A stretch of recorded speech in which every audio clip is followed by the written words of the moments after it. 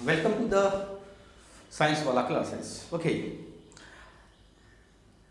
Colligative properties कितने types के हो सकते हैं, है ना। कॉलिगेटिव प्रॉपर्टीज क्या होता है? वो प्रॉपर्टी जो किसी सॉल्यूशन में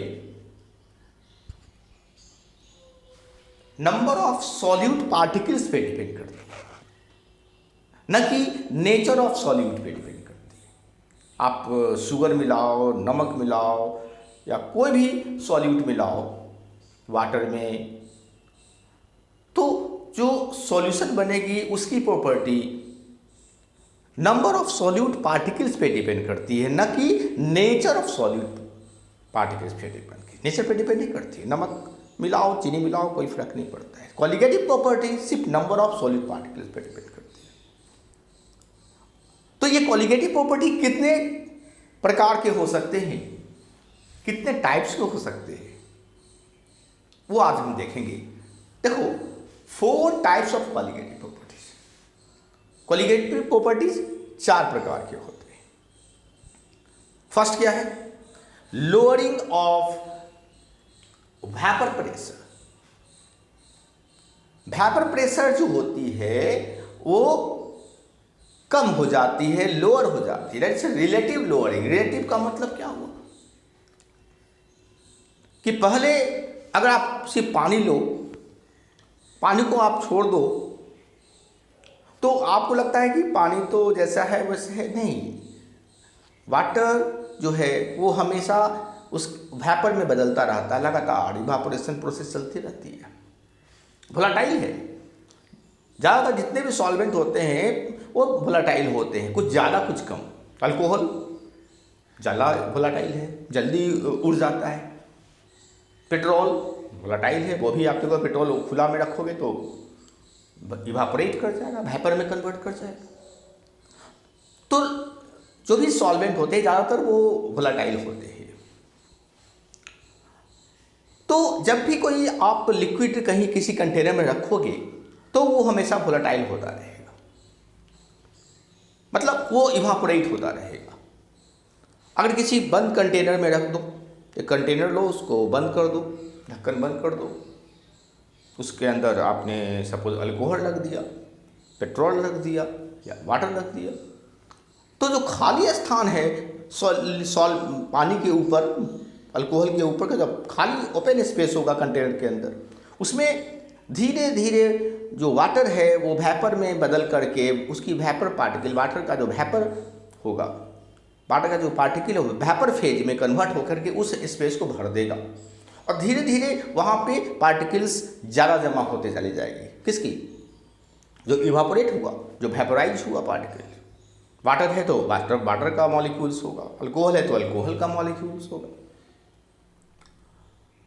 वो खाली स्थान को वो भर देती है। वो जो खाली स्थान को भरने से क्या होता है कि वहाँ का प्रेशर, वेपर भी तो अपना एक प्रेशर अप्लाई करेगा। जैसे गैस आप किसी बलून में भरते हो तो उसके अंदर प्रेशर बनता है, बलून जो है वो बड़ा एक्सपैंड होता है। क्यों बड़ा एक्सपैंड होता है? क्योंकि जब आप हवा भरते हो बलून में तो अंदर की प्रेशर बढ़ती है, प्रेशर बढ़ने से उसकी वॉल पे फोर्स लगती है, you know, pressure is equal to force into area. तो प्रेशर बढ़ने से क्या होती है? बलून की साइज बढ़ती है। उसी प्रकार आप एक बर्तन में, एक कंटेनर में, एक वेसल में कोई भी लिक्विड रख दोगे और खाली स्थान जो बनेगा ऊपर पर से ढक्कन बंद है आपका, तो उसमें उसकी वेपर जमा हो जाएगी और वहाँ पे जमा होकर के एक प्रेशर डेवलप करेगी। जैसे जैसे वेपर बढ़ेगा वैसे वैसे प्रेशर बढ़ेगा, वेपर प्रेशर बढ़ेगा। तो ये जो वेपर प्रेशर है, अगर वाटर का वेपर प्रेशर लिया जाए, सिर्फ वाटर का, प्योर वाटर का, तो उसकी जो वेपर प्रेशर आप देखोगे तो सपोज x आया। अब उसमें चीनी मिला दो या नमक मिला दो, अब फिर उसी को उसी कंटेनर में, वेसल में, उसी वॉल्यूम में रख दो, उतना ही क्वांटिटी में, देखोगे कि जो वेपर प्रेशर था अब पहले जैसा नहीं रहा, अब कम हो गया, वेपर प्रेशर कम हो जाता है। एक इंपॉर्टेंट बात ये तब पाई जाती है, वेपर प्रेशर कब कम हो जाती है? जब जो मैंने सॉल्यूट घोला है वो वोलाटाइल नहीं है, बहुत सारे सॉल्यूट जो है वोलेटाइल, नमक वोलेटाइल नहीं है, चीनी वोलेटाइल नहीं है, तो ऐसे सॉल्यूट पार्टिकल्स, ऐसे सॉल्यूट मटेरियल्स जो नॉन वोलेटाइल हैं, उसको अगर किसी वोलेटाइल लिक्विड में जैसे वाटर है, अल्कोहल है, उसमें अगर डिजॉल्व किया जाए तो उसकी जो वेपर प्रेशर है सॉल्यूट पार्टिकल्स के कारण, सॉल्यूट पार्टिकल्स के मिलने के कारण वो लोअर हो जाती है, कम हो जाती है। So that is relative lowering of vapour pressure. This is colligative property. मतलब ये जो वेपर प्रेशर कम हो रहा है ये किस पर डिपेंड करेगा? नंबर ऑफ सॉल्यूट पार्टिकल्स पे, न कि नेचर ऑफ सॉल्यूट पे। सेकेंड क्या है? Elevation in boiling point. Boiling point होता क्या है? बड़ी कॉमन टर्म है। आप कहते हो कि जिस टेम्परेचर पे वाटर जो है वो बॉयल करता है, वाटर हाई टेम्परेचर पर एवब रूम टेम्परेचर है ना, रूम टेम्परेचर पर तो अगर वाटर कन्वर्ट होता है वेपर में तो उसको इवापोरेशन कहते हैं। Mind there is a difference. अगर रूम टेम्परेचर पर छोड़ दिया जाए पानी तो पानी धीरे धीरे धीरे धीरे धीरे एटमॉस्फेयर में चला जाता है, उसकी पार्टिकल्स धीरे धीरे एटमॉस्फेयर में चली जाती है, जिसको कहते हैं इवापोरेशन। लेकिन अगर यही प्रोसेस तब हो जब हम उसको रूम टेम्परेचर से ऊपर उसको गर्म कर दे। गर्म करने के बाद अगर वो वेपर में कन्वर्ट हो रहा है तो हम कहते हैं कि वो बॉयल कर रहा है। जैसे वाटर के लिए 100 डिग्री सेल्सियस पर गर्म करना होगा तब वो वेपर में बदलता है, and that is known as boiling. And जिस टेम्परेचर पर ऐसा होगा वो कहते हैं बॉइलिंग पॉइंट या boiling temperature. This is one thing is very important found कि एलिवेशन इन बॉइलिंग पॉइंट। जब आप नॉन वोलेटाइल सॉल्यूट, याद रखें जो भी हम स्टडी कर रहे हैं वो नॉन वोलेटाइल सॉल्यूट के मिलाने पे, ऐसा सॉल्यूट जो वोलेटाइल ना हो, उसे अगर हम डिजॉल्व कर दें किसी सॉल्वेंट में तो ये पाते हैं कि जो सॉल्वेंट की जो पहले की जो बॉइलिंग टेम्परेचर थी, बॉइलिंग पॉइंट थी, अगर वो 100 डिग्री सेल्सियस पे बॉयल कर रहा था तो अब वो उसकी एलिवेशन हो गई। एलिवेशन मतलब बढ़ जाएगा, एलिवेट हो जाएगा। मतलब कि अब वो 100 पर ना बॉयल करके वो हो सकता है 102 डिग्री सेल्सियस, 103 डिग्री सेल्सियस वो बॉयल करे। और एक इम्पॉर्टेंट बात मैं बता दूं आपको बॉइलिंग टेम्परेचर, बॉइलिंग पॉइंट के बारे में कि बॉइलिंग पॉइंट का डिसीजन कैसे लिया जाता है कि कब बॉयल करेगा कोई लिक्विड। याद रखना, बॉइलिंग पॉइंट या बॉइलिंग टेम्परेचर वो टेम्परेचर होता है जिस टेम्परेचर पे जो वेपर प्रेशर है, मैंने अभी भी बताया आपको कि कोई भी आप लिक्विड रखते हो ना तो वो लिक्विड हमेशा वेपर में बदलता रहता है और उसके टॉप सरफेस पे वो वेपर जमा होता रहता है और वो एक अपना प्रेशर भी बिल्डअप करता है ना। आप एक, जैसे मैंने अभी एग्जांपल दिया कि एक वेसल ले लो, कंटेनर ले लो, जो ढक्कन उसका बंद है, उसके अंदर कुछ लिक्विड रख दो तो उस खाली स्थान पे उसकी वेपर जमा हो जाएगी, इकट्ठा हो जाएगी और वो प्रेशर बिल्डअप करेगी। तो वो जो प्रेशर है that is vapour pressure of the liquid. वो वेपर प्रेशर अगर किसी भी लिक्विड को आप रखते हो उसके ऊपर का जो वेपर, उसकी जो वेपर की जो प्रेशर है वो अगर एटमॉस्फेरिक प्रेशर के बराबर हो जाए। एटमॉस्फेरिक प्रेशर क्या होता है? तो हवा हमारे ऊपर एक थिक लेयर ऑफ एयर है ना। Earth is surrounded by a thick layer of air. Earth जो है वो हवा का एक मोटा लेयर से घिरा हुआ है और हवा में भी वजन होता है। हवा में भी ऑलो हवा जो है वो दिखाई नहीं पड़ता है, इनविजिबल है, because it is made up of very very small tiny particle, इसलिए दिखाई नहीं पड़ता है। बट इसमें मास होती है, इसमें वजन होती है। तो हमारे सर के ऊपर भी एक थिक लेयर ऑफ एयर है जिसको हम धो रहे हैं, हमेशा कैरी करते हैं, पता नहीं चलता है क्योंकि we are used to it since birth. लेकिन एक थिक लेयर ऑफ एयर हमारे सर के ऊपर है जिसका वजन हमेशा हमें ढोना पड़ता है। वो जो वेट है हमारे सर के ऊपर, अगर उसको प्रेशर में कन्वर्ट किया जाए एरिया से डिवाइड करके तो वो प्रेशर होगा, that is atmospheric pressure. Atmospheric pressure जो हवा के कारण है, एटमॉस्फेयर के कारण है।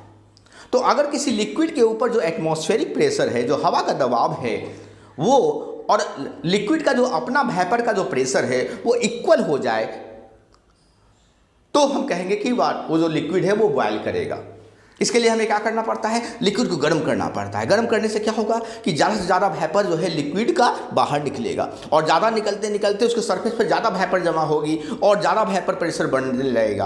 और वेपर प्रेशर बढ़ते बढ़ते एक समय आएगी कि जो एटमॉस्फेरिक प्रेशर है उसका प्रेशर और मेरा लिक्विड का वेपर प्रेशर जो लिक्विड के सरफेस पर है गर्म करने के कारण वो बराबर हो जाए। जैसे ही वेपर प्रेशर लिक्विड का जो भी जिसे गर्म मैं कर रहा हूँ उसका वेपर इतना अधिक जम जाए, उसके सरफेस पर इतना वेपर बन जाए कि उसका जो प्रेशर है और एटमॉस्फेयर का प्रेशर बराबर हो जाता है, तब वो लिक्विड जो है वो बॉयल करना लगता है। आप देखते हो कि वो इस तरह से उछलने लगता है वाटर लिक्विड, तब हम कहते हैं कि वो बॉयल कर रहा है।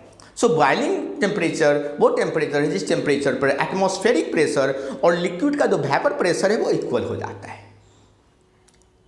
तो जैसा कि आपने देखा कि कोलिगेटिव प्रॉपर्टी के अंतर्गत जब आप इन नॉन वोलेटाइल सॉल्यूट जब आप किसी लिक्विड में डिजॉल्व करते हो, सॉल्यूशन बनाते हो, तो उसकी वेपर प्रेशर कम हो जाती है। तो वेपर प्रेशर कम हो जाने के कारण क्या होगा, आपको उसको ज़्यादा गर्म करना पड़ेगा ताकि आपका जो वेपर है, लिक्विड का वेपर का जो प्रेशर है वो एटमॉस्फेरिक प्रेशर के बराबर हो जाए। तो चूंकि वेपर प्रेशर तो पहले ही कम हो गया, तो कुछ ज़्यादा गर्म करना पड़ेगा। पहले 100 डिग्री सेल्सियस पर ही गर्म करते थे, अब और ज़्यादा गर्म करना पड़ेगा ताकि वेपर और ज़्यादा निकले और ज़्यादा वेपर प्रेशर बिल्डअप हो। इसलिए बॉइलिंग टेम्परेचर, बॉइलिंग पॉइंट वो बढ़ जाती है अगर कोई नॉन वोलेटाइल सॉल्यूट आप मिलाते हो तो। और ये भी कोलिगेटिव प्रॉपर्टी है, मतलब ये भी डिपेंड करती है नंबर ऑफ सॉल्यूट पार्टिकल्स पे, न कि हम क्या मिला रहे हैं, चीनी मिला रहे हैं या नमक मिला रहे हैं। नेचर ऑफ सॉल्यूट पर नहीं डिपेंड कर दिया। थर्ड है depression in freezing point. Freezing point मतलब फ्रीज मतलब जमना। पानी को आप फ्रीजर में रख देते हो और बर्फ बन जाता है, वो फ्रीज हो जाता है। तो जिस तापमान पे, जिस टेम्परेचर पे कोई भी लिक्विड जम जाता है, फ्रोजन हो जाता है, हम कहते हैं वो टेम्परेचर फ्रीजिंग पॉइंट है। तो फ्रीजिंग पॉइंट डिप्रेशन मतलब कम हो जाना। फ्रीजिंग पॉइंट जिस तरह से बॉइलिंग पॉइंट बढ़ जाती है, फ्रीजिंग पॉइंट जो है टेम्परेचर घट जाती है। जनरली आप जानते हो कि वाटर जो है 0 डिग्री सेल्सियस पे फ्रीज करने लगता है, बर्फ बनने लगता है। लेकिन अगर आप वाटर में कोई सॉल्यूट मिला दो, नमक चीनी कुछ मिला दो, अब तब उसको आप फ्रीज करने जाओगे तो आप देखोगे कि वो 0 से ना होकर के -1 और टेम्परेचर कम हो गया, -1 -0.2 मतलब और 0 से कम हो जाएगा उसका टेम्परेचर। अगर आपको जमा करना हो और उसको जमाना हो, उसे फ्रीज करना हो, तो फ्रीज करने के लिए टेम्परेचर और लोअर करना पड़ेगा क्योंकि फ्रीजिंग पॉइंट जो है वो कम हो जाती है। इसका भी रिलेशन वेपर प्रेशर से ही है, क्योंकि वेपर प्रेशर कम हो जाती है, जिसके कारण फ्रीजिंग पॉइंट, जो फ्रीजिंग टेम्परेचर है, जो वाटर का जनरली 0 डिग्री सेल्सियस है, वो नमक चीनी मिलाने से उसका फ्रीजिंग पॉइंट और कम हो जाएगा। इसके बारे में डिटेल और हम आगे पढ़ेंगे।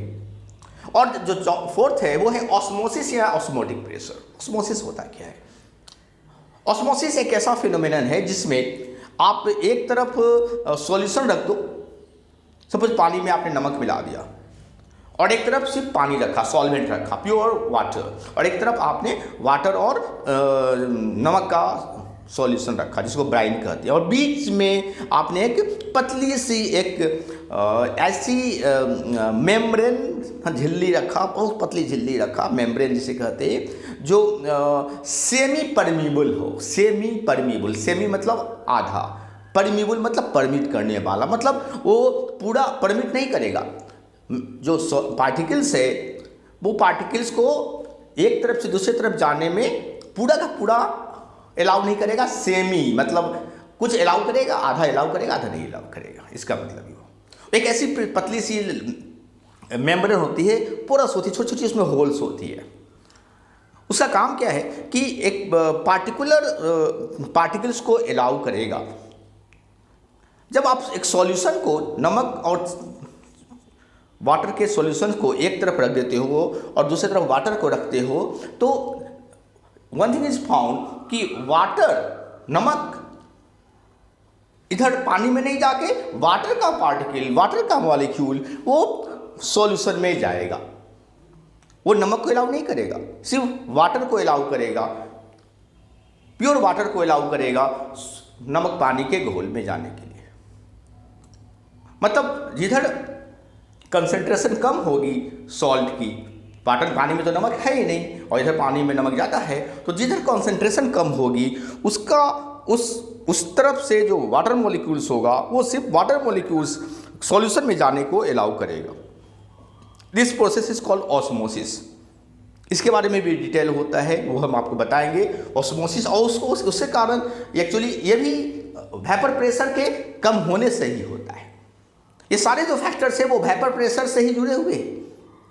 आखिर ऑस्मोसिस क्यों होता है? एक प्रेशर बिल्डअप हो जाती है वेपर प्रेशर के कम होने से, और वो प्रेशर जो बिल्डअप हो जाती है, एक्स्ट्रा प्रेशर जो डिफरेंस पैदा हो जाता है वेपर प्रेशर के कम होने से, दैट इज ऑस्मोटिक प्रेशर। वो हम लोग डिस्कस करेंगे। So these are the 4 important properties जो क्वालिटेटिव प्रॉपर्टीज हैं, जो डिपेंड करते हैं number of solute particles in a solution, न कि nature of solute particles in nature. So keep all this 4 important properties in mind कि ये 4 तरह की प्रॉपर्टीज हैं जो क्वालिटेटिव प्रॉपर्टीज कहलाते हैं। Okay, thank you.